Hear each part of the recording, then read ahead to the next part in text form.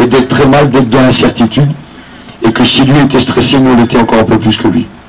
Parce que lui en plus, par-dessus le marché, son salaire est maintenu. Hein. Donc, bref, c'était une discussion sans fin.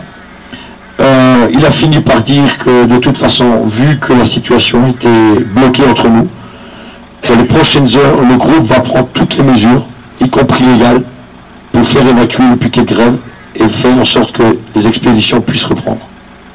Ça ne veut pas dire qu'ils vont nous envoyer la police, parce que nous sommes dans une zone privée. La police peut éventuellement intervenir si nous bloquons des voies publiques, comme vendredi dernier la voie TGV. Mais je pense, mais c'est qu'un avis, hein, je peux me tromper, je pense que dans les prochaines heures, un certain nombre d'entre nous allons avoir une convocation référée au tribunal de Thionville. Et si on est condamné, ben, ça peut être le fait d'être condamné à des astreintes journalières tant qu'on n'aura pas levé le piquet de grève. Mais c'est de bonne guerre, hein, je veux dire, c'est pas la première fois, ça sera pas la dernière. Si on est convoqué au tribunal, ben ma foi on ira ensemble, je pense qu'il faut qu'on reste ensemble. Et si on est condamné, ben on assumera ensemble. Toujours est-il que nous avons fini par dire que si le groupe n'avait pas encore compris que nous étions déterminés à aller au bout, ben c'est qu'ils n'avaient encore rien compris au conflit. Et là, on leur ouvre une porte, quand même.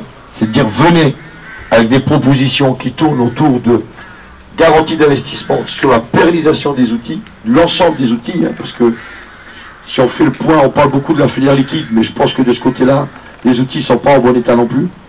Et s'il y a un accord tripartite, ArcelorMittal, gouvernement, enfin État, représentant de l'État et organisation syndicale, ça peut être un bon début de discussion et ça peut effectivement peut-être apaiser la situation. Il a pris bonne note, il va en référer au niveau du groupe et il espère nous répondre le plus rapidement possible, mais il a quand même rajouté que notre demande lui paraissait bien difficile à atteindre. Donc voilà, pour nous rien ne change, la situation est toujours bloquée.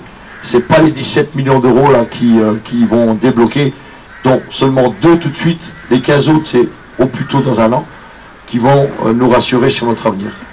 Voilà très brièvement ce qui a été dit aujourd'hui.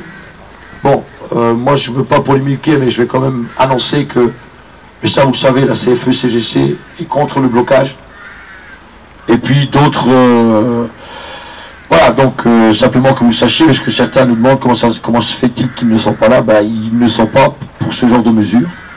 On continuera à 3 le temps qu'il faudra, quoi. Mais voilà, je pense que il pourrait que cette semaine il se passe des choses, peut-être négatives si on est convoqué au tribunal, et peut-être positives parce que je pense que dans les prochaines heures, le préfet va certainement rentrer dans la danse, et j'ai cru comprendre que cette fois-ci, l'État va imposer des contraintes beaucoup plus sévères que ce qu'il avait imposé en octobre dernier concernant la PLT. Parce que là, le groupe vient de déposer la demande de chômage partiel, ou va la déposer, et donc l'État, entre guillemets, parce qu'il est fragilisé par la situation, hein, il semble bien qu'ils sont un peu à la dérive, et d'après ce qu'on nous dit, le préfet va rencontrer prochainement la direction pour lui imposer un certain nombre de choses.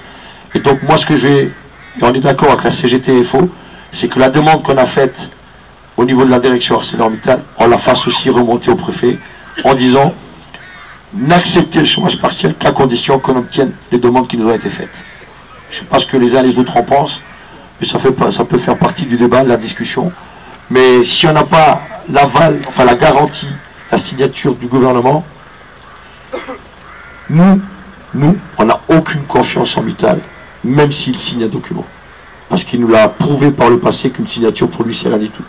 Ça ne le dérange pas de se renier, et puis dans 1 an, dans 6 mois, il pourra toujours expliquer qu'il avait voulu, mais bon, il y a des oiseaux qui sont passés, lui ont chié sur la tête, et puis il a été énervé, il a voulu aller voir ailleurs, quoi.